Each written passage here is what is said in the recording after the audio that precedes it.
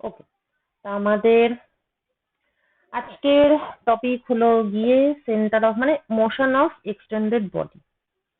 তো একদম ক্লাসের শুরুতেই আমি যেটা দেখিয়েছিলাম, হ্যাঁ সেইটার কথা যদি আমি আরেকবার ভাবি, যে একটা এরকম ওয়াল, একটা ফ্লোর এবং একটা কিছু রাখা আছে, ঠিক আছে? বা আরো একটা সিম্পল ব্যাপারই বলছি, এরকম একটা পেন বা রড এরকম রাখা আছে, ঠিক আছে?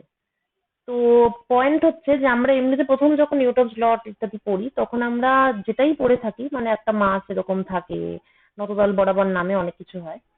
তো এগুলো সবগুলোই কিন্তু বেসিক্যালি ওরা সবাই কিন্তু পয়েন্ট মাস, মানে বাস্তবে পয়েন্ট নয়, কিন্তু এদের যে মোশনটা আমি ট্রিট করছি সেটা একটু যদি ভেবে দেখিস, কেননা মানে এক্সটেন্ডেড মাস মানে কিন্তু তার একটা রোটেশন থাকবে, মানে আমরা কিন্তু এই যতই মাস টাস থাকে কোনোটাতেই আমরা এরকম বলি না যে জিনিসটা এরকম করে টাল খেয়ে গেল বা এরকম করে জিনিসটা ডিগবাজি খেলো। হ্যাঁ, এগুলো আমরা কখনোই বলি না। আমরা সবসময় কি বলি, ফ্রি বডি ডায়াগ্রাম আঁকি, বিভিন্ন দিকে বিভিন্ন ফোর্স টোর্স কাজ করছে, এরকম এরকম এরকম নানান রকম, এবং তারপর আমরা পুরো জিনিসটারই একটাই অ্যাক্সিলারেশন কনসিডার করি এবং সেইভাবে আমরা অঙ্কগুলো করি। তো ব্যাপারটা হচ্ছে কি, জাস্ট তার মানে আমরা প্রত্যেকটা একেই একটা পয়েন্ট অবজেক্ট হিসেবে ধরে নিই, তার উপরে ফোর্স অ্যাপ্লাই হয় এবং ফোর্স অ্যাপ্লাই হলে সেটা ফোর্সের ডিরেকশনে একটা মোশন হবে, F equal to M equal to M R double dot effectively এই।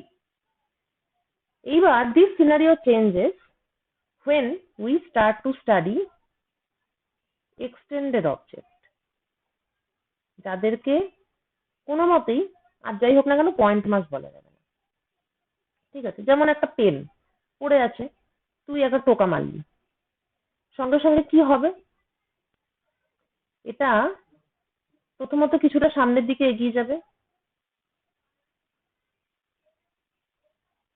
তারপর সেটা আবার কিছুটা ঘুরেও যাবে, তাহলে হয়তো এরম একটা কিছু হবে,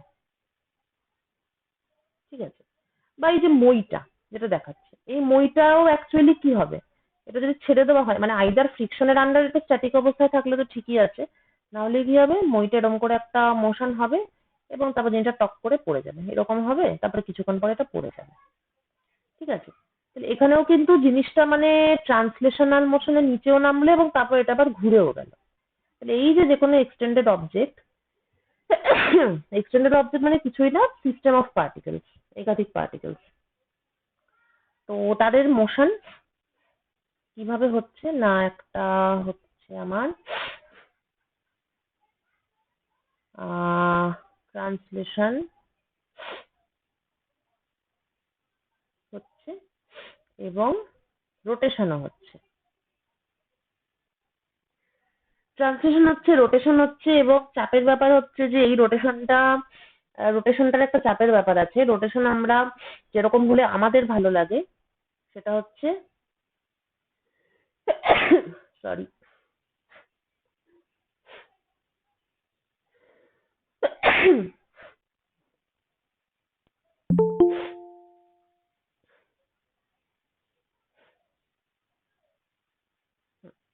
শুভম এতক্ষণে জয়েন করলি, পুলির অঙ্কটা তো বলে দিলাম, যে কারণে মেনলি ভাবছিলাম ফার্স্ট ইয়ারটা থাকলে ভালো হতো। না না, যাই হোক ওটা একটু দেখে নিস, হ্যাঁ পুলির অঙ্কটা।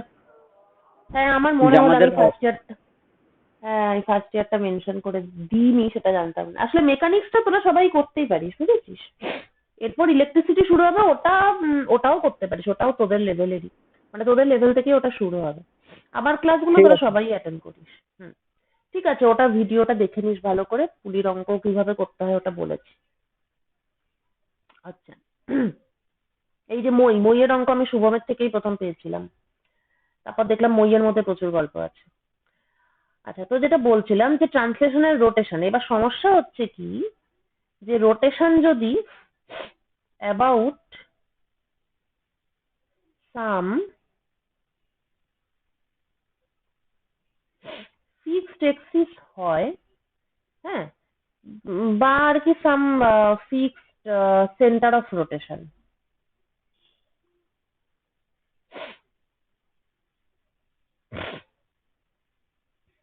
এইটা যদি হয় তাহলে অ্যাকচুয়ালি কোনো সমস্যা নেই, ঠিক আছে। ফিক্সড একটা কিছু তার অ্যাবাউটে এরকম রোটেশন হচ্ছে, সেটা মানে ঠিক আছে, মানে সেটার একটা নির্দিষ্ট নিয়ম আছে, টর্ক ফর্ক থাকে, সেটা আসছে একটু পরে। কিন্তু এক্সটেন্ডেড অবজেক্ট গুলো সমস্যা হচ্ছে যে ওদের যে অ্যাকচুয়ালি রোটেশনটা হয় যেটা রিয়েল সিস্টেমে, সেখানে অ্যাকচুয়ালি কিন্তু কোনো there is nothing like a fixed centre of rotation. এটা মানে যদি একটু ভাবি এরকম ভাবে আসলে ওয়েব ক্যামে দেখানোটাও মুশকিল হচ্ছে, একটু তোরা নিজেরাই যদি একটু কল্পনা করিস বা এই ছবিটাও যদি দেখিস, ঠিক আছে, মানে এই যে একটা সোজা জিনিসটা ছিল, জিনিসটা ঘুরে গেছে। এই যে রোটেশনটা হয়েছে, কেউ কিন্তু এখানে ফিক্সড নয়, কারণ দেখতে পাচ্ছিস যে গোটা বডিটাই পুরোটাই নড়ছে, মানে পুরোটাই মুভ করে চলে গেছে সামনে, মানে সামনেও গেছে এবং ঘুরেওছে। তাহলে এখানে বেসিক্যালি এখানে তো কোনো there is no fixed point actually, মানে সবাই তো নড়ে গেল, ঠিক আছে, there is no fixed point. সুতরাং এই যে রোটেশনটা হয়েছে, এটা একটা কারোর অ্যাবাউটে কিন্তু হয়নি, এখানে কোনো পয়েন্টই ফিক্সড নয়। সেম উইথ ল্যাডার, পুরো ল্যাডারটাই এরম ছিল, পুরো ল্যাডারটাই নড়ে মাটিতে পড়ে গেছে। তাহলে এই যে ঘূর্ণন একটা হয়েছে ঠিকই, কিন্তু এখানে তো কোনো ফিক্সড পয়েন্ট নেই, নো ফিক্সড পয়েন্টস হিয়ার। হুম, তাহলে প্রবলেমটা হচ্ছে যে তাহলে এই রোটেশনের সূত্র আমরা অ্যাপ্লাইটা কিভাবে করব, যদি একটা কোনো ফিক্সড পয়েন্ট অফ রোটেশন বা সেন্টার অফ রোটেশনই যদি না থাকে, তাহলে how to apply the rotational lodge of rotational dynamics. তার উত্তরটা লুকিয়ে আছে, এটা একটা ক্লেভার মেথড, তার উত্তরটা লুকিয়ে আছে সেন্টার অফ মাস কনসেপ্টের মধ্যে। সেন্টার অফ মাস অ্যাকচুয়ালি যেটা করে সেটা হচ্ছে, আচ্ছা সেন্টার অফ মাসের একটা ইন্ট্রোডাকশন অলরেডি দেওয়া হয়েছিল, তা সেখানে বলেছিলাম যে সেন্টার অফ মাসটা হচ্ছে কিছুই নয়, it is a point equivalent of extended mass. অর্থাৎ সমস্ত এক্সটেন্ডেড মাসের জন্যই এমন কোনো একটা পয়েন্ট আছে, এটা ল্যাডার, তার মধ্যে কোথাও একটা এমন কোনো একটা পয়েন্ট আছে যাতে করে যেই পয়েন্টে ফোর্স অ্যাপ্লাই করা হলে ও শুধুমাত্র ট্রান্সলেশনাল মোশন হবে, কোনো রকম রোটেশন হবে না। অর্থাৎ অ্যাজ ইফ মইটা একটা পয়েন্ট মাস হয়ে গেছে, ঠিক আছে। তো এই যে পয়েন্টটা আছে সেটাকেই বলা হয় ওর সেন্টার অফ মাস। এই পয়েন্টটা খুঁজে পেলে একটা বিশাল বড় সুবিধা হয়ে যাবে আমাদের, সেটা কি?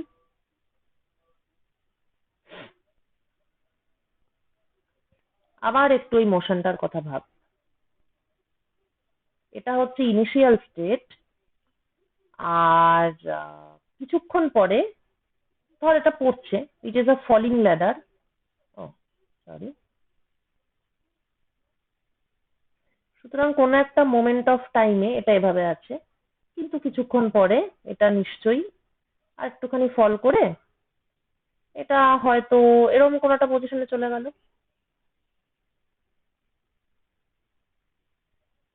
ঠিক আছে। তো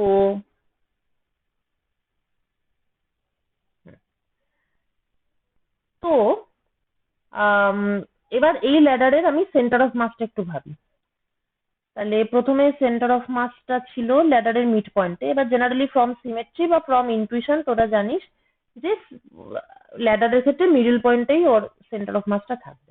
তাহলে সেন্টার অফ মাসটা প্রথমে ছিল এখানে, কিছুটা সময় পরে সেন্টার অফ মাসটা চলে এলো এই লাইনের মিডল পয়েন্ট অর্থাৎ এখানে, রাইট। এবং আরো কিছুটা সময় পরে, কিছুটা সময় মানে যখন এটা বেসিক্যালি পুরো পড়ে যাবে মাটিতে, তখন তো এটা এরম ভাবে থাকছে। তা সেই সময় ওর সেন্টার অফ মাসটা হয়ে গেছে মোটামুটি ভাবে মিডল পয়েন্ট, অর্থাৎ এইখানে। ঠিক আছে, তার মানে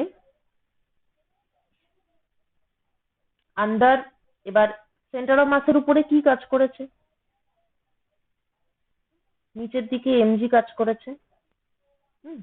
মানে পুরো অবজেক্টটাই যেন ওই পয়েন্টে এসে দাঁড়িয়ে আছে, তার মানে বেসিক্যালি কি নিচের দিকে এমজি কাজ করেছে।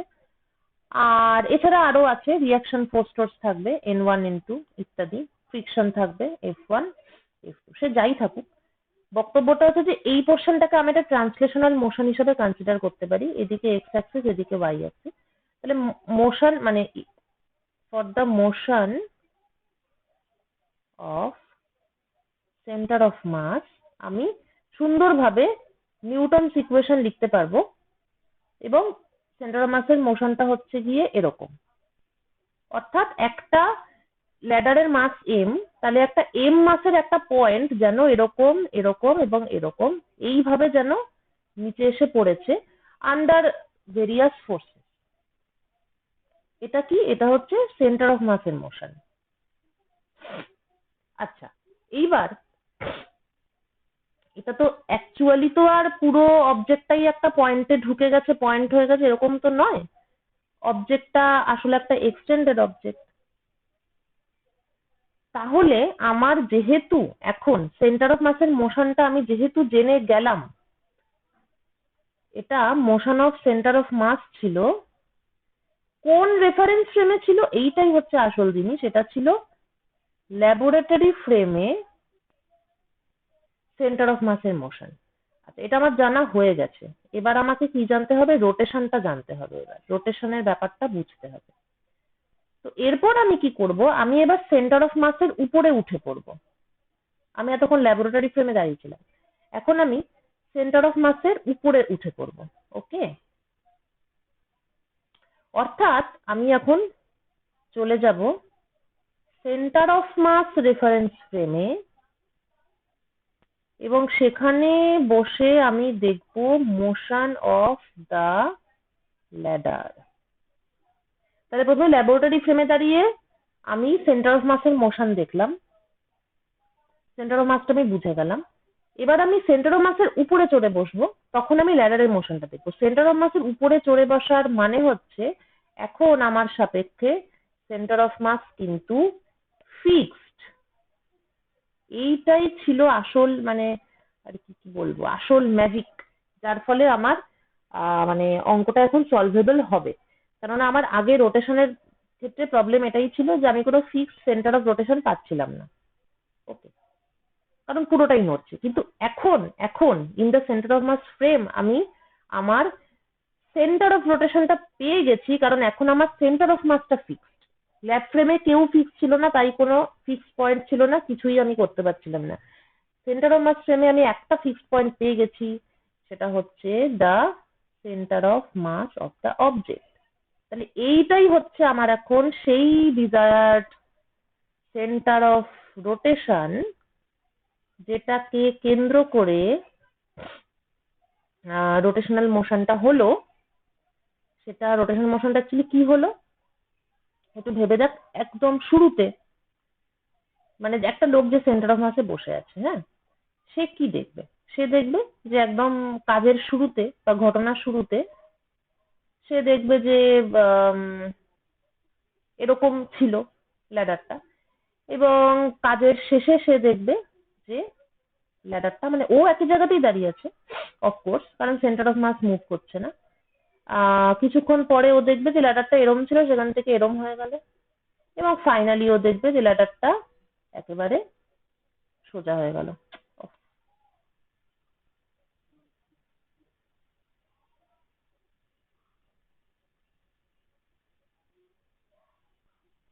হ্যাঁ, এতক্ষণে হয়েছে। ঠিক আছে, এইটা হচ্ছে, এটা ছিল ল্যাব ফ্রেমে যে আছে তার চোখে, আর এটা হচ্ছে সেন্টার অফ মাস এর উপর যে দাঁড়িয়ে আছে তার দৃষ্টিতে। এটা সে কিন্তু শুধুমাত্র রোটেশন দেখছে of the entire object about the centre of mass. তাহলে এখন in the centre of mass frame we can apply the torque and all that, মানে আর যা যা দিয়ে আমরা রোটেশন স্টাডি করি সেইটা আমরা এখানে করতে পারবো। গল্পের মরাল হচ্ছে এই যে মোশন অফ এনি এক্সটেন্ডেড বস্তু সেটাকে আমরা দুটো ভাগে ভেঙে অ্যানালিসিস করতে পারি। ফার্স্ট হচ্ছে motion of it centre of mass plus motion of its center of mass in lap frame plus motion of entire object in center of mass frame, যেটা কিনা মানে এটা হচ্ছে বেসিক্যালি ট্রান্সলেশন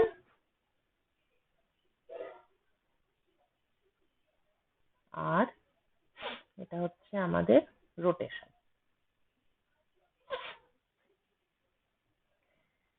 ঠিক আছে, এই দুটো পার্টে ভেঙে এবার সব অঙ্কই এই দুটো পার্টে ভেঙেই করতে হবে। ঠিক আছে, এবার ফোর্সটা বুঝে টুঝে আর কি করতে হবে ব্যাপারগুলো, এই হচ্ছে গল্প। তাহলে আমরা শুরু করি সেন্টার অফ মাস দিয়ে।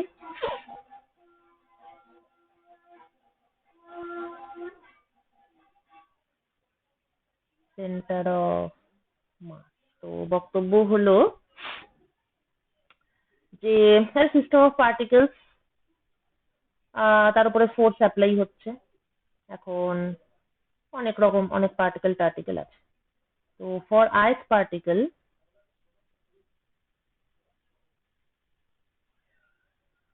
নিউটনস ইকুয়েশন হবে Fi equal to mi ri double dot. এই যে এফআই এর মধ্যে দুটো পার্ট আছে অফকোর্স। একটা পার্ট হচ্ছে বাইরে থেকে যে ফোর্সটা অ্যাপ্লাইড হচ্ছে, অ্যাপ্লাইড ফোর্স। আরেকটা পার্ট হচ্ছে কি অন্যান্য, মানে একটা পার্টিকেলের উপর বাকি অন্যান্য সব পার্টিকেলের দরুন যে ইন্টারনাল ফোর্স অ্যাপ্লাই হচ্ছে, অর্থাৎ jth পার্টিকেলের জন্য ith পার্টিকেলের উপর যে ফোর্সটা অ্যাপ্লাই হলো, এরকম অজস্র অন্যান্য পার্টিকেলস আছে, নানান রকম পার্টিকেলস। তাহলে সমস্ত জের উপরে সাম করতে হবে। তাহলে internal forces due to all other particles on the ith particle, এটা ইন্টারনাল আর এটা হচ্ছে আমার এক্সটার্নাল। ওকে, তাহলে mi ri double dot equal two applied force plus F i J, এইটা। তাহলে টোটাল ফোর্স, এবার যদি আমি সমস্ত আয়ত মানে হচ্ছে if I consider the entire system, তাহলে সেটা দাঁড়াচ্ছে গিয়ে total externally applied force plus total internal force.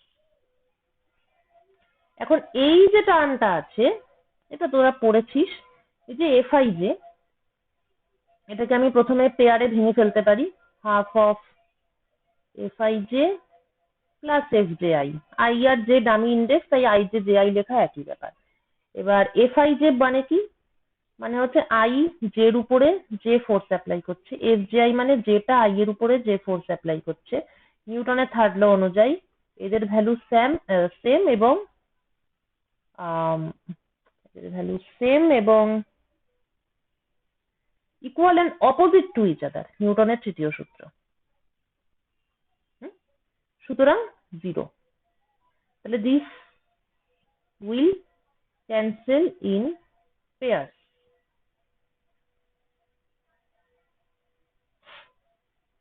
হয়ে গেল, তাহলে এটার কোনো অবদান নেই। তাহলে রইল বাকি এইটা। MIRI ডাবল ডট কেবলমাত্র এক্সটার্নালি অ্যাপ্লাইড ফোর্সের উপরেই ডিপেন্ড করছে। নোট ওয়ার্দি ব্যাপার হচ্ছে যে সিঙ্গেল পার্টিকেল হলে কিন্তু এই সুবিধাটা নেই। পুরো সিস্টেমকে যখন নেব তখন আমরা দেখতে পাচ্ছি যে অনলি এক্সটার্নাল ফোর্স ম্যাটার। ভীষণ ইম্পর্ট্যান্ট একটা জিনিস, কারণ এটার উপরেই সেন্টার অফ মাসের মেন গল্পটা দাঁড়িয়ে আছে। Only external force matter. সুতরাং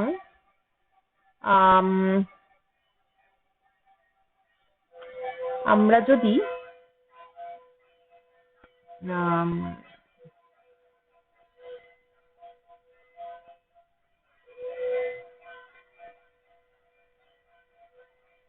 যদি এরকম একটা পয়েন্ট ডিফাইন করি আর COM equal to sum over MIRI divided by sum over MI, অর্থাৎ total mass of the system. ঠিক আছে, এইটা এরকম একটা পয়েন্ট যদি আমরা ডিফাইন করি তাহলে এই ইকুয়েশনটাকে আমি লিখতে পারি capital M R COM double dot equal to F applied force.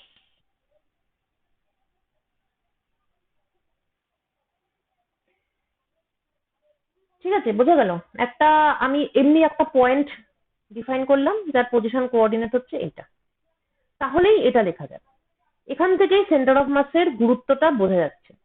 Centre of মাস হচ্ছে এমন একটাই পয়েন্ট এইটা যেখানে পুরো মাসটা কনসেন্ট্রেটেড আছে বলে কল্পনা করা যায় এবং যার মোশনটা কেবলমাত্র এক্সটার্নাল ফোর্সের উপর ডিপেন্ড করে, ইন্টারনাল ফোর্সের উপর ডিপেন্ড করে না। তার মানে এক্সটার্নাল ফোর্স যদি 0 হয়, if externally applied force is 0, then centre of mass কিন্তু ফিক্সড। যে কোনো বাইনারি স্টার সিস্টেমে বা যে কোনো বাইনারি অবজেক্ট সিস্টেমে সে সূর্য এবং সূর্যের চারদিকে পৃথিবী ঘুরছে।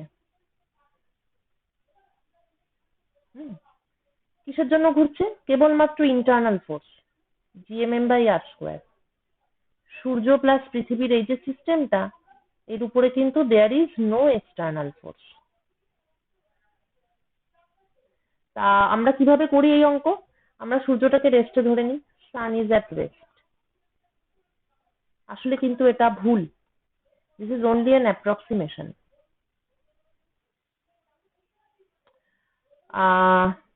সূর্যের মাস ms, আর্থের মাস হচ্ছে me।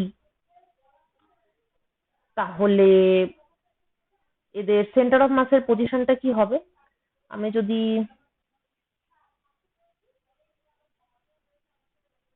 S এবং E, এইদিকে আমি এক্স অ্যাক্সিস ধরলাম আর এখানে আমি অরিজিন ধরলাম, মানে সরি x ইকুয়াল টু 0। ঠিক আছে, তাহলে যেহেতু এক্সটার্নাল ফোর্স নেই, সুতরাং এই যে S প্লাস E এই সিস্টেমের সেন্টার অফ মাসটা অ্যাকচুয়ালি রেস্টে থাকবে। It will be at rest, not sun at rest. Sun রেস্টে থাকবে না, এদের সেন্টার অফ মাসটা রেস্টে থাকবে। XCOM সেন্টার অফ মাসের কোঅর্ডিনেটটা কি হবে? সূর্যের মাস ইন্টু 0 প্লাস পৃথিবীর মাস ইন্টু এটাকে ধরি x0 ডিভাইডেড বাই সূর্যের মাস প্লাস পৃথিবীর মাস, অর্থাৎ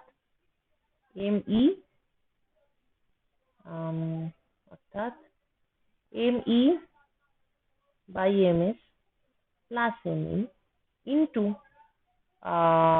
x0, অর্থাৎ এদের মাঝের যে গ্যাপটা আছে সেই গ্যাপের ME/MS প্লাস ME, তার মানে এই গ্যাপের মাঝে কোথাও একটা।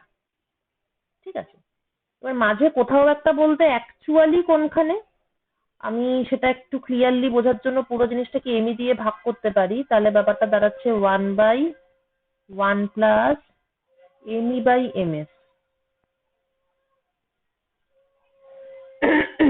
ওকে, তাহলে এই ফ্যাক্টরটা দেখে বোঝা যাচ্ছে যে এমএসটা যত লার্জ হবে, এমএসটা যদি এমিট থেকে খুব বেশি লার্জ হয়, মানে বেসিক্যালি যত লার্জ হবে বা যে লার্জ হবে সেন্টার অফ মাসটা তার দিকেই লোকেটেড থাকবে, এরকম কোথাও একটা থাকবে সেন্টার অফ মাসটা। আর যেহেতু ইন প্র্যাকটিস সূর্যের মাসটা পৃথিবী থেকে অনেক বড়, তাই অ্যাকচুয়ালি যেটা হয় সেটা হচ্ছে এদের সেন্টার অফ মাসটা সূর্যের সেন্টারের খুব কাছেই কোথাও একটা থাকে, খুবই কাছে, হয়তো এখানে। তার জন্যই আমরা ভাবি যে সূর্যটা রেস্টে আছে, মানে তার জন্যই অ্যাপ্রক্সিমেশনটা খুবই ভ্যালিড একটা অ্যাপ্রক্সিমেশন। কিন্তু অ্যাকচুয়ালি সূর্যটা রেস্টে নেই, রেস্টে যেটা আছে সেটা হচ্ছে যে সেন্টার অফ মাস, এবং অ্যাকচুয়াল মোশন হচ্ছে এই ফিক্সড সেন্টারের অ্যাবাউটে পৃথিবীও রোটেট করছে এবং সূর্যও রোটেট করছে। Okay, this is true for any binary system, মানে ব্যাপারটা এরকম যে এটা ফিক্সড, এই জিনিসটা ফিক্সড এবং এটা একটা ডাম্বেল।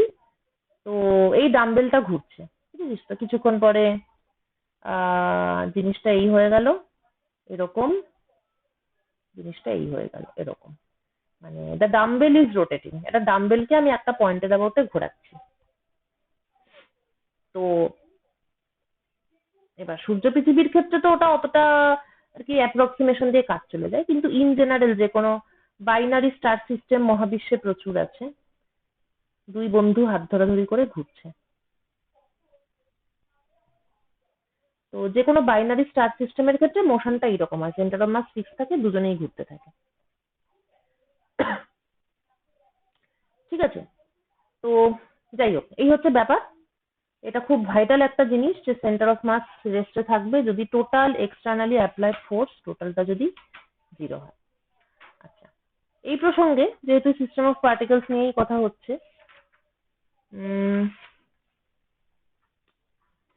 সিস্টেম অফ পার্টিকেলস নিয়ে যখন কথা হচ্ছে, তাহলে এই প্রসঙ্গে ছোট্ট করে টর্কের ব্যাপারটাও বলে নেওয়া যাক, যে তোমাদের অঙ্ক টঙ্কতে দুটো একসঙ্গেই লাগবে, টর্ক অ্যান্ড এক্সটেন্ডেড বডি।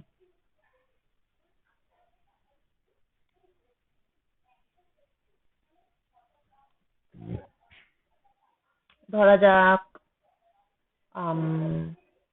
এই, আগে অ্যাক্সিসটা দেখাই, এই ধরা যাক এরকম একটা অ্যাক্সিস আছে। আচ্ছা, এবার এটার অ্যাবাউটে একটা এক্সটেন্ডেড বডি, সে ঘুরছে। ঠিক আছে, ঘুরুক, ভালো কথা। তো আমি যে কোনো একটা পয়েন্ট কনসিডার করছি, ধরছি যে সেটা হচ্ছে আমার ith পার্টিকেল। আচ্ছা, এই পার্টিকেলটা এবার এরম ভাবে ঘুরছে, তাহলে এই যে ith পার্টিকেল আছে এটা একটা রিজিড বডি, অফকোর্স এগুলো এটা রিজিড বডির জন্যই অ্যাপ্লিকেবল। তো এই যে ith পার্টিকেলটা আছে ও তাহলে একটা সার্কেল বরাবর ঘুরছে, এখানে যারা আছে তারা সকলে একটা সার্কেলই ফর্ম করছে, তাহলে ও একটা সার্কেল বরাবর ঘুরছে। ঠিক আছে, এই সার্কেলের রেডিয়াস হচ্ছে r। তো ith পার্টিকেল মাস mi, সে যে সার্কেল বরাবর ঘুরছে তার রেডিয়াসটা হচ্ছে ri। আর ফর ইচ পার্টিকেল, প্রত্যেকটা পার্টিকেলের জন্য অফকোর্স লিনিয়ার ভেলোসিটিটা তো আলাদা আলাদাই হবে, ভিআই যেটা সেটা আলাদা হবে, কারণ এক একজন এক একটা দূরত্বে আছে। কিন্তু অফকোর্স যেহেতু এটা রিজিড বডি, এটা যদি ডিফর্মেবল বডি হতো তাহলে কিন্তু এক একটা পোর্শনের জন্য অ্যাঙ্গুলার ভেলোসিটি বা অ্যাঙ্গুলার অ্যাক্সিলারেশনটা আলাদা হতে পারতো। কিন্তু যেহেতু এটা রিজিড বডি, সুতরাং মানে সামনের কোনো একটা পার্টিকেল যতটা অ্যাঙ্গেল ঘুরবে, দূরের কোনো একটা পার্টিকেল সেও কিন্তু অ্যাঙ্গেলটা ততটাই ঘুরবে, মানে for all particles the angular velocity and angular acceleration এই দুটো কিন্তু সেম হবে, since this is a rigid body. তো তাহলে for each particular university v i different, কিন্তু angular velocity, angular acceleration same. বেশ, এইবার প্রত্যেকটা পার্টিকেলের জন্য, প্রত্যেকটা পার্টিকেলে তাহলে একটা রেডিয়াল অ্যাক্সিলারেশন আছে,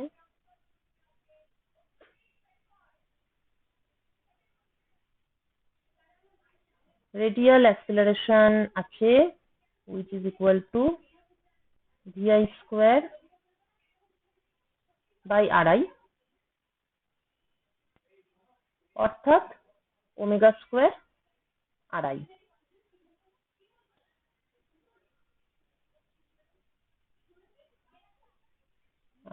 ভি স্কোয়ার বাই আর, হ্যাঁ এটা হচ্ছে রেডিয়াল অ্যাক্সিলারেশন। সুতরাং radial force acting on the body m i omega square r i, ঠিক আছে, এটা হচ্ছে রেডিয়াল ফোর্স।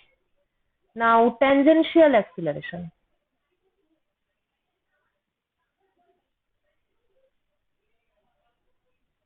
ট্যানজেনশিয়াল অ্যাক্সিলারেশন সেটা হচ্ছে d v i d t. So tangential force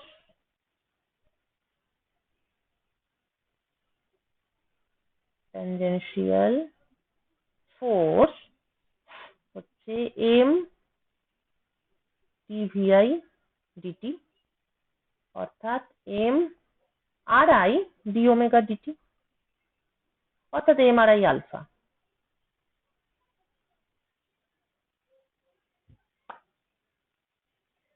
ঠিক আছে, রেডিয়াল ফোর্স পেলাম, ট্যানজেনশিয়াল ফোর্স পেলাম। আচ্ছা, ফর দ্য ট্যানজেনশিয়াল ফোর্স এই অ্যাক্সিসটা যদি এ বি হয়, রেডিয়াল ফোর্সের ক্ষেত্রে তো মানে রেডিয়াল ফোর্সটা যেহেতু অ্যাক্সিসকে কাট করছে, তাহলে torque of radial force, torque of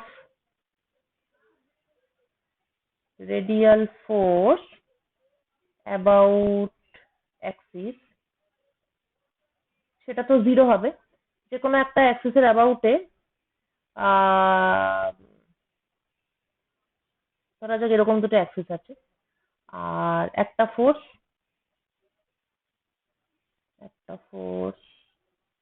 এরকম ভাবে কাজ করছে, ঠিক আছে। তাহলে এই অ্যাক্সিসের অ্যাবাউটে এই ফোর্সের টর্ক যদি বার করতে হয়, তাহলে দেন ইট ইজ ইকুয়াল টু এই ফোর্স থেকে যেই পয়েন্টের অ্যাবাউটে রোটেশনটা হচ্ছে সেই পয়েন্ট পর্যন্ত এই ফোর্স থেকে একটা পারপেন্ডিকুলার ড্র করতে হবে। সেই ডিস্টেন্সটা মানে perpendicular distance of the force from the rotation Axis about the point, ওই পয়েন্টের উপরে তোকে ড্রপটা করতে হবে পারপেন্ডিকুলার। তাহলে সেইটা হচ্ছে তোর মানে সেটা দিয়ে গুণটা করতে হয়, ঠিক আছে। টর্ক বার করার যেটা নিয়ম মানে বেসিক্যালি আর ক্রস এফ অর্থাৎ আর সাইন থিটা ইন্টু এফ। হ্যাঁ, তো ওই আর সাইন থিটাটাই হচ্ছে ওইটা যেটা পারপেন্ডিকুলার ড্রপ করে। ওকে, এই জায়গাটা যদি একটু মানে ইয়ে লাগে, মানে যদি অবশ্য অঙ্ক করতে করতে ক্লিয়ার হয়ে যাবে, টর্কটা বের করার এইখানটাতে যদি মনে হয় একটু কনফিউশন আছে তাহলে একটু দেখে নিবি এখানটা। টর্ক অফ রেডিয়াল ফোর্স, যেহেতু রেডিয়াল ফোর্সটা অ্যাক্সিসকে কাট করছে তাহলে এটা জিরো, কিন্তু torque of the tangential force,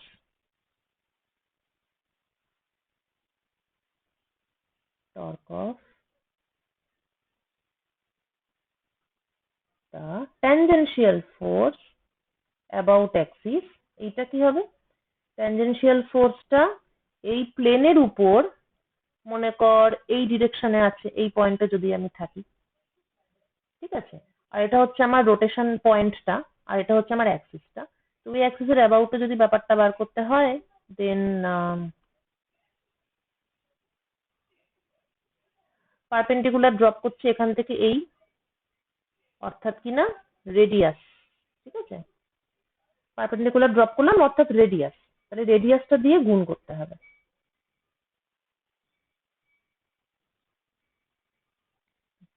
The torque becomes M I M I M I M I R I square alpha.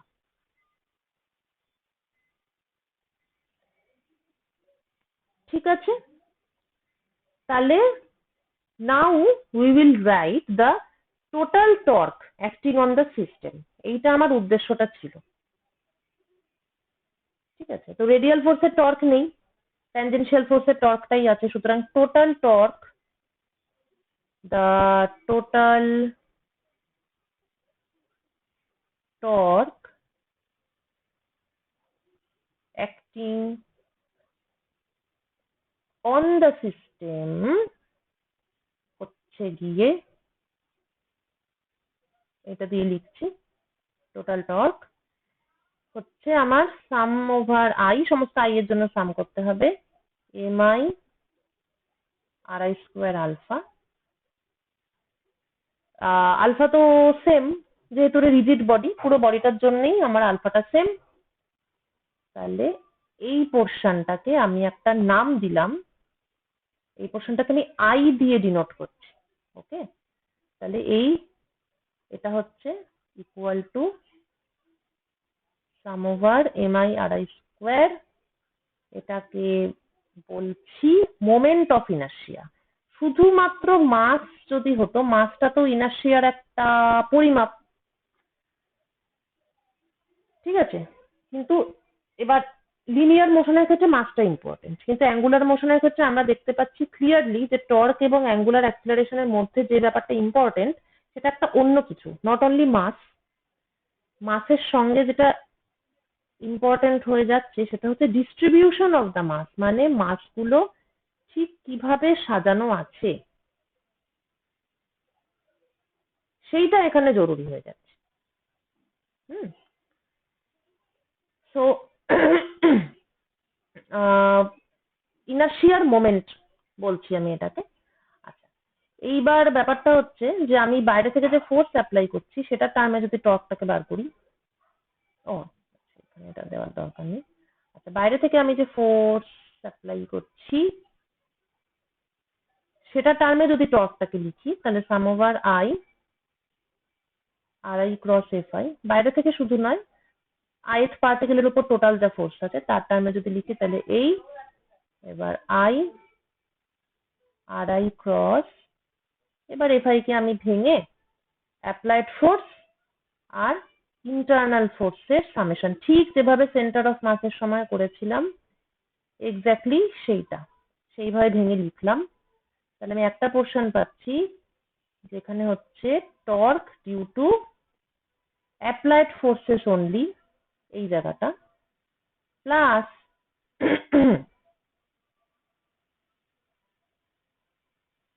torque due to internal forces, I J দুটোর উপরে সামেশন এফ আই জে। আচ্ছা, এইটা again zero হয়ে যাবে, কেননা এফ আই জে কে আমি লিখবো half of F i j plus F J I,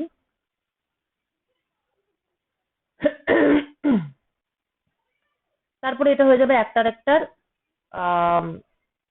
মানে অপোজিট, ইকুয়ালেন্ট অপোজিট। এই টার্মটা হয়ে যাবে সাম ওভার আই জে, এই টার্মটা হয়ে যাবে r i cross f i j plus r j cross minus f i j. ঠিক আছে, মানে আমি এফ জে আই এর জায়গায় পুট করলাম মাইনাস এফ আই জে। আর এটা যেহেতু জেড পার্টিকেলের উপর ith পার্টিকেলের দরুন ইন্টারনাল ফোর্স, সুতরাং এটার ক্ষেত্রে আর এর ইন্ডেক্সটা আই এর বদলে জে হয়ে যাবে, সামনে একটা হাফ আছে। আচ্ছা, এবার ভেতরটা যদি দেখি তাহলে এফ আই যেটা কমন নিলে, এফ আই যেটা পরে থাকবে, r i minus r j cross product f i j, অর্থাৎ r i j cross f i j. এবার আরআই যেটা কি, আরআই যে হচ্ছে আরআই মাইনাস আর জে, অর্থাৎ দুটো যে পয়েন্ট আছে তাদের মধ্যেকার যে ডিস্টেন্স সেটাই হচ্ছে আমার আরআই জে। আর এফআই যেটা দুটোর পার্টিকেলের মধ্যে যে গ্যাপ বা লাইন, সেই লাইন বরাবরই এফআই যেটা অ্যাক্ট করছে। সুতরাং RI J R FI J এরা হচ্ছে প্যারালাল টু ইচ আদার। যেহেতু এরা প্যারালাল টু ইচ আদার, সুতরাং এই ক্রস প্রোডাক্টটা জিরো, সুতরাং এই টার্মটা জিরো, সুতরাং এটা হচ্ছে আমার torque due to external forces only. তার মানে এক্সটার্নাল ফোর্সের জন্য যে টর্ক অ্যাপ্লাই হচ্ছে, আমরা এখানে এটাই দেখালাম যে এক্সটার্নাল ফোর্সের জন্য যে টর্ক অ্যাপ্লাই হচ্ছে সেটাই ইকুয়াল টু আই আলফা, অর্থাৎ অর্থাৎ যাকে এটা এভাবে লেখার দরকার নেই, এক্সটার্নাল ফোর্সের জন্য যে total torque that is equal to I into alpha. এটা হচ্ছে মোমেন্ট অফ ইনার্শিয়ার ফিজিক্যাল সিগনিফিকেন্স। ঠিক আছে, তারপর টেন্সর সেন্সর তো আগে দেখিয়েছিলাম। ওকে, এবার আমরা একটা কাজ করি। আচ্ছা, ল্যাডারের কথা যখন শুরু হয়েছে, তাহলে ল্যাডারটাকে বরং আমরা শেষ করি। শেষ করা যাবে না, অ্যাটলিস্ট শুরু করি ল্যাডারটাকে ইয়ে করা। ল্যাডারের ক্ষেত্রে প্রথম যেটা পয়েন্ট সেটা হলো প্রথমে ল্যাডারের স্ট্যাটিক্সটা দেখি, অর্থাৎ ইকুইলিব্রিয়াম অফ দ্য ল্যাডার।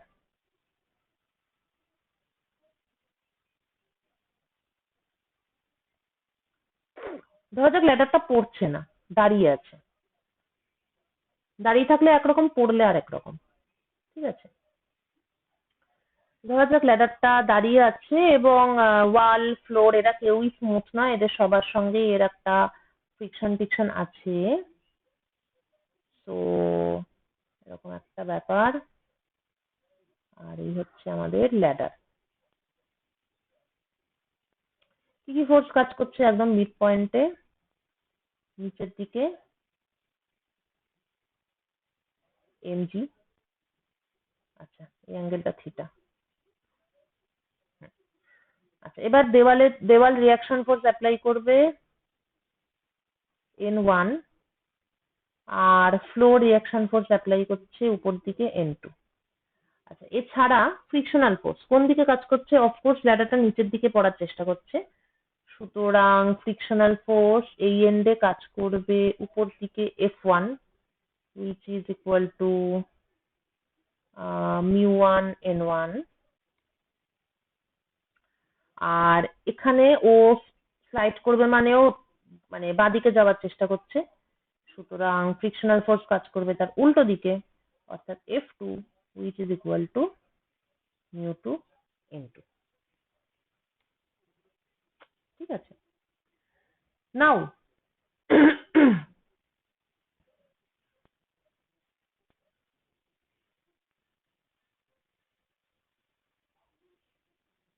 বলছি।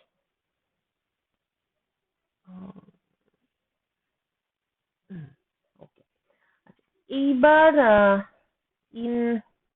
এটা আমরা স্ট্যাটিক কেসটা দেখছি, অর্থাৎ under equilibrium. Under translational equilibrium. আচ্ছা, এটা তো কোনো মোশন দেখছি না, সুতরাং এখানে সিওএম ফ্রেম বা ইত্যাদি ওই সমস্ত ঝামেলা যাওয়ার কোনো দরকার নেই। আমাকে জাস্ট ট্রান্সলেশনাল মোশনের ইকুইলিব্রিয়াম আর রোটেশনাল মোশনের ইকুইলিব্রিয়াম এই দুটো দেখলেই এনাফ। তাহলে আন্ডার ট্রান্সলেশনাল ইকুইলিব্রিয়াম দেখ, হরাইজন্টাল ডাইরেকশনে আমার N1টা এদিকে আছে আর F2টা ডান দিকে আছে। So N1 is equal to F2, এবং ভার্টিক্যাল ডাইরেকশনে নিচের দিকে এমজি আছে, উপরের দিকে N2 আছে এবং F1 আছে, সুতরাং W equal to N2 plus F1।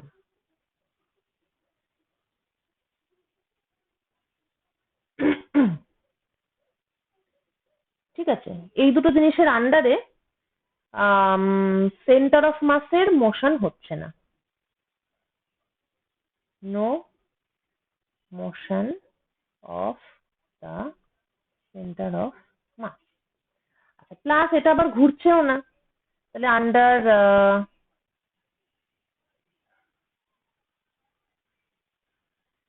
rotational equilibrium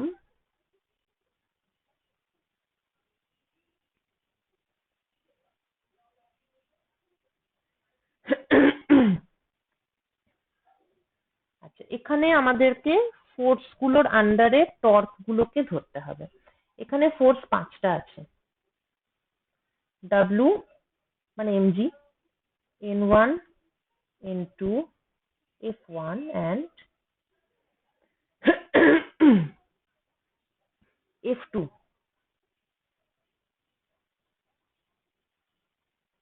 ঠিক আছে,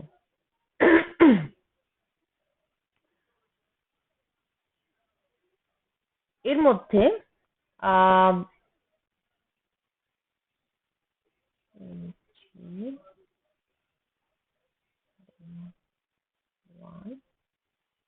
F1।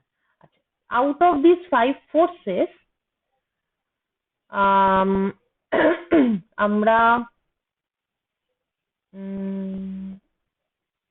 এক মিনিট একটু দাঁড়া।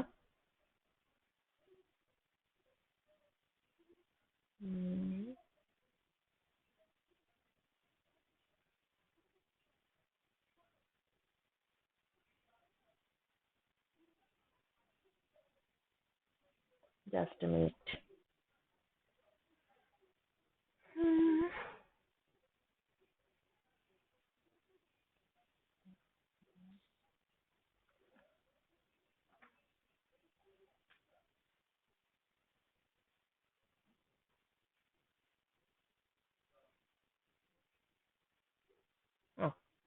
Right right.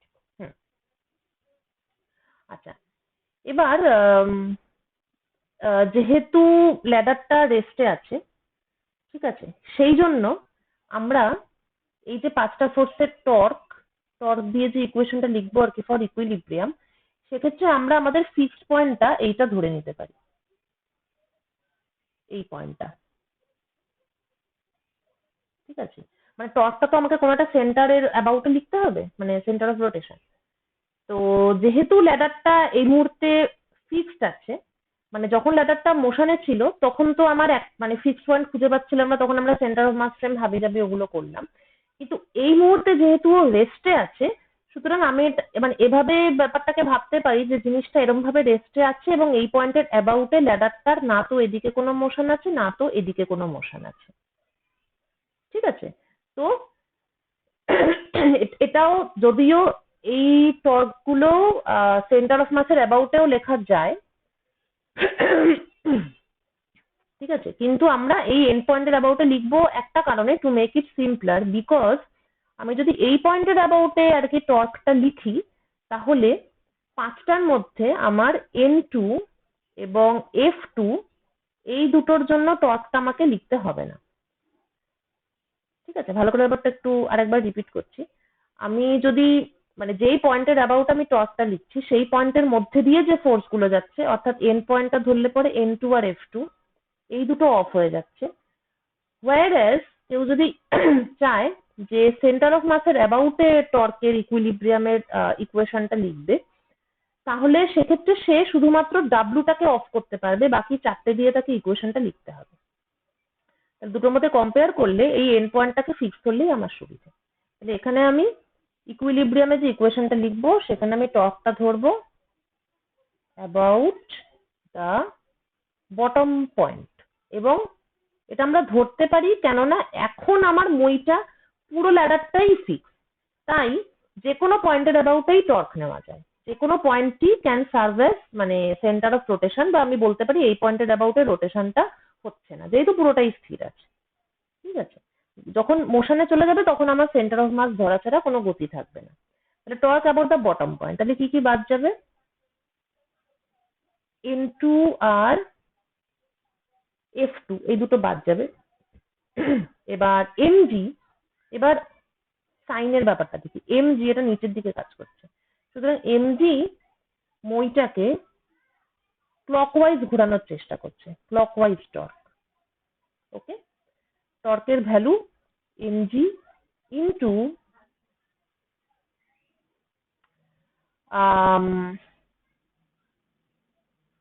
এই ডিস্টেন্সটা হচ্ছে L/2, পুরো ল্যাডারের লেন্থ হচ্ছে L, এই ডিস্টেন্সটা L/2।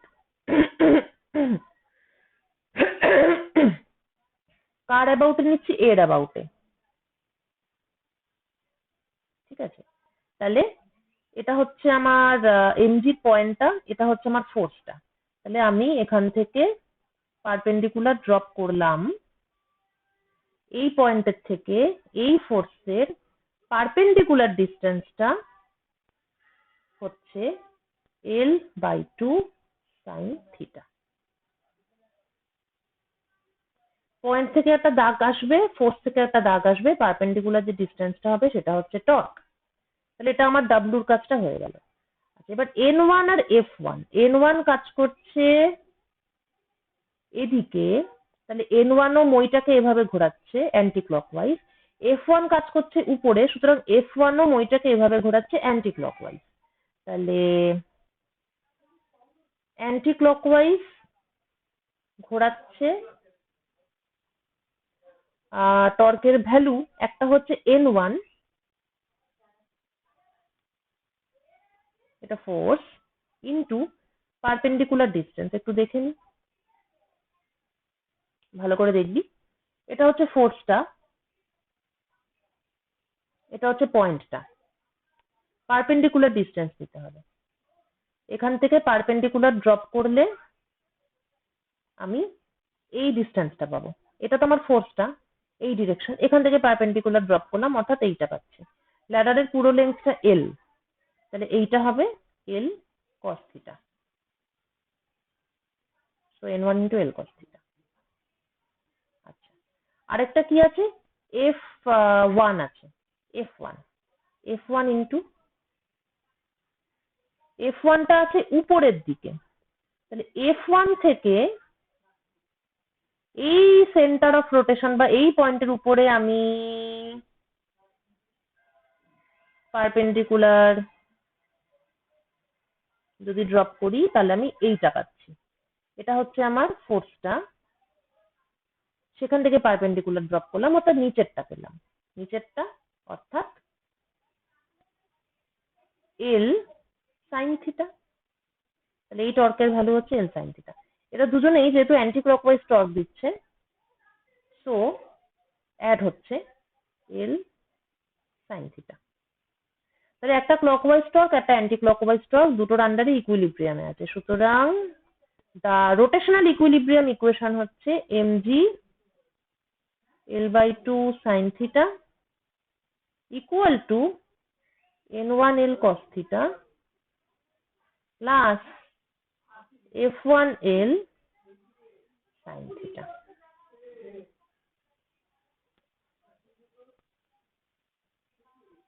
ঠিক আছে, এইবার এই ক্লাসটা এতটাই থাকলো। এবার তোদের কাজ হচ্ছে এটা তিনটে ইকুয়েশন পেয়েছি আমরা স্ট্যাটিক কেসের, 1 নম্বর, 2 নম্বর, 3 নম্বর। আচ্ছা, এখানে এই তিনটে ইকুয়েশন তোরা সলভ করবি ইউজিং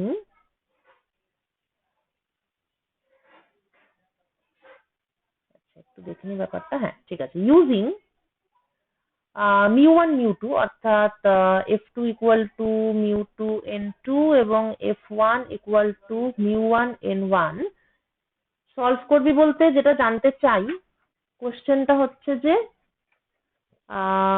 ফাইন্ড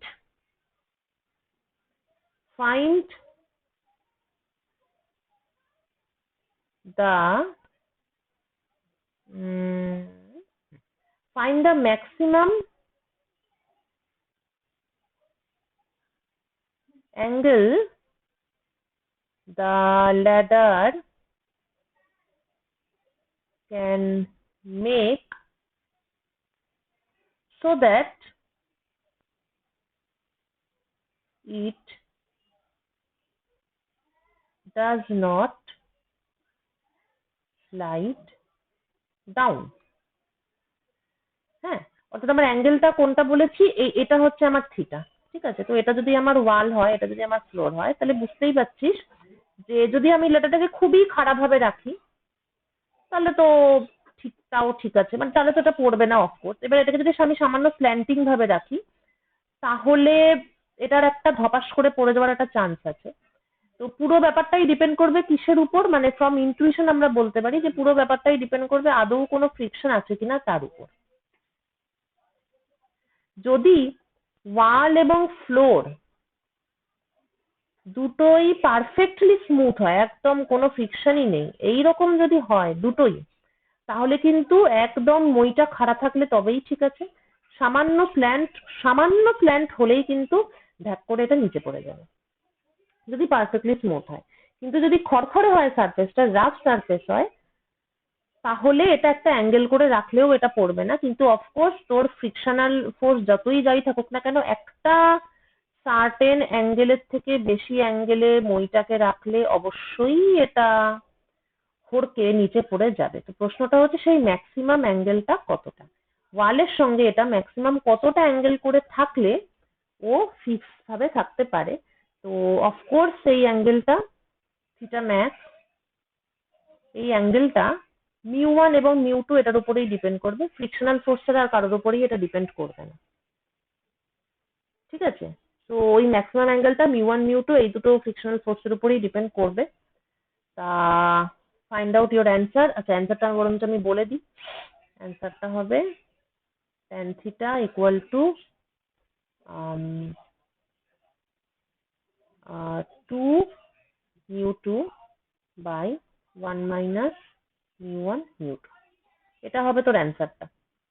তো এটা তোরা সলভ করে দেখবি যেটা আসছে কিনা। আচ্ছা, আরেকটা যেটা ইম্পর্টেন্ট কথা বলার সেটা হচ্ছে এখান থেকে আমি যেটা দেখতে পাচ্ছি n1 equal to f2 R w equal to n2 plus f1।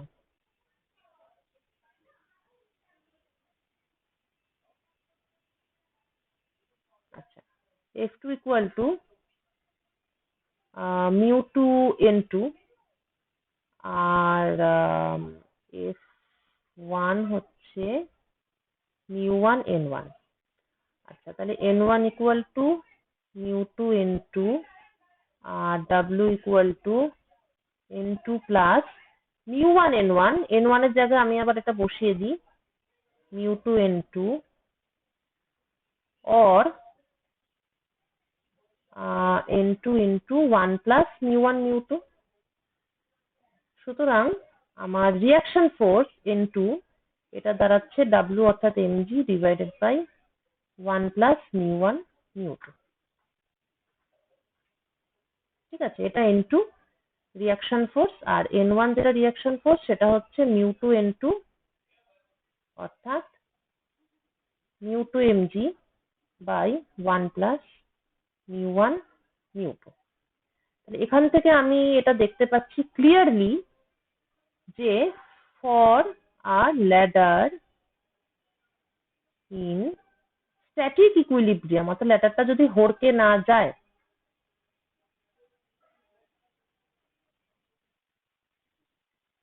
Ladder যখন হড়কাচ্ছে না, মানে একটা ল্যাডারকে তো তুই অনেক রকম অ্যাঙ্গেলেই রাখতে পারিস, এভাবে রাখতে পারিস, এভাবে রাখতে পারিস, মানে না হড়কে, যদি এটা ফ্রিকশন থাকে, μ1 থাকে μ2 থাকে বা অ্যাটলিস্ট যে কোনো একটা থাকে, তাহলে না হড়কে ল্যাডারকে অনেক রকম অ্যাঙ্গেলে রাখা যায়। কিন্তু বিষয় হলো তুই যে অ্যাঙ্গেলেই রাখিস না কেন, as long as the ladder is in static equilibrium, ও যদি রেস্টে থাকে, তাহলে n1 n2 এরা কিন্তু they do not depend on theta. এটা একটা ভীষণই ইম্পর্টেন্ট অবজারভেশন। এটা জেবিএনএসটিএস এর একটা অঙ্ক ছিল যেটা আমরা আগের দিন একটু উল্টোপাল্টা কনক্লুশনে পৌঁছেছিলাম। আফটার ডুইং দ্য ক্যালকুলেশনস আমি দেখলাম যে ব্যাপার হলো ল্যাডার যদি রেস্টে থাকে তাহলে কিন্তু রিঅ্যাকশন ফোর্স গুলো থিটার উপর ডিপেন্ড করবে না, আর রিঅ্যাকশন ফোর্স যদি থিটার উপর ডিপেন্ড না করে তাহলে কিন্তু f1 f2 এরাও থিটার উপর ডিপেন্ড করবে না। এটা স্ট্যাটিক কেসের জন্য বারবার করে বলছি। ল্যাডার যদি পড়ন্ত অবস্থায় থাকে, পতনশীল মই, তাহলে কিন্তু রিয়াকশন ফোর্স থিটার ফাংশন হবে। In the dynamic case, falling ladder, যেটা আমরা পরের ক্লাসে ডিসকাস করব। নেক্সট টিউসডে তাহলে ফলিং পার্টটা কমপ্লিট করবো আমরা, তারপর পরীক্ষা নেব। তো এই হচ্ছে ব্যাপার। তাহলে রিয়াকশন ফোর্স এগুলো কিন্তু ঠিকই থাকে। তাহলে এবার একটু ভাব যে তাহলে আমি ল্যাডারকে যতই যাই নিচে বাঁকাই না কেন, আমার ফোর্স গুলো যদি সব একই থাকে, তাহলে বেশি হেলিয়ে দিলে এটা পড়ে যায় কেন? সব ফোর্স যদি একই থাকে তাহলে বেশি হেলালে কেন পড়ে যাবে? পড়ে যায় কেননা টর্ক চেঞ্জ হয়। Torque changes. মনে রাখবি যে একটা ল্যাডার যখন রেস্টে আছে তখন ওর উপরে একটা ক্লকওয়াইজ ক্লকওয়াইজ টর্ক আছে বিকজ অফ ওর ওজন, আর অ্যান্টি ক্লকওয়াইজ টর্ক আছে because of N1 and F1। তো যত তুই হেলাচ্ছিস, মোর ইউ স্ল্যান্ট, যত তুই হেলাচ্ছিস না তত টর্ক গুলো চেঞ্জ হচ্ছে, এবং একটা সময় তোর clockwise টর্কটা it becomes just larger than the anti-clockwise torque.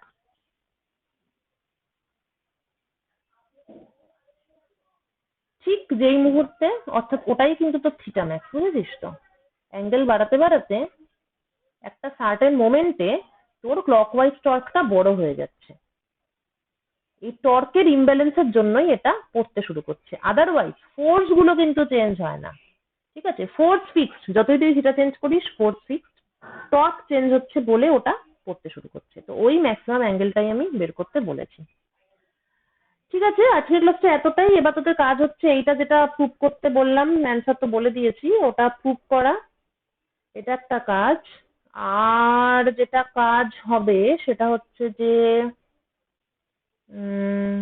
তোদের কাছে তো নানান রকম বই টই আছে, এস.সি. বর্মা আছে, ক্লেপনার আছে, আইরোডভ আছে, সেনগুপ্ত চ্যাটার্জি আছে।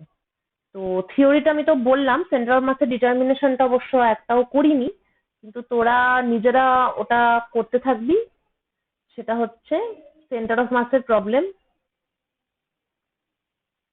একটু নিজেরা ঘেটে ঘুটে দেখ যে মানে মোটামুটি পাচ্ছিস কিনা। কিছু কিছু আমি করাবো, একটু হার্ডার প্রবলেমস আমি করাবো। দুটোই, সেন্টার অফ মাসের প্রবলেম এবং রোটেশনাল মোশন, একটু ইজি টাইপের প্রবলেম গুলো একটু নিজেরা এখন ট্রাই কর। আর মঙ্গলবার আমি ফলিং ডাটা তো করাবোই, ওটা বেশিক্ষণ লাগবে না। তারপর আমি কিছু সেন্টার অফ মাসের অঙ্ক করাবো, আর এরপরে শনিবার রোটেশনাল মোশনের কিছু অঙ্ক করিয়ে দেবো। তারপর আমি তাহলে পরীক্ষাটা নেব। ঠিক আছে, আর দুটো ক্লাস হবে এগুলোর উপর। আর রীতিমতো তোরা নিজেরাও করতে থাক, যেগুলো পারবি না বা অদ্ভুত টাইপের অঙ্ক পাবি সেগুলো গ্রুপে পাঠাবি, গ্রুপে আমরা ডিসকাস করব। ম্যাম, ঠিক আছে, বল। নেক্সট ম্যাম ক্লাস বলছি যে মঙ্গলবার। পরীক্ষাটা পুরো মেকানিক্সের উপরে হবে না? পরীক্ষাটা পুরো মেকানিক্সের উপর, হ্যাঁ তা নিলেও হয়, কেননা হয়ে তো যাচ্ছে আমাদের মেকানিক্স শেষ।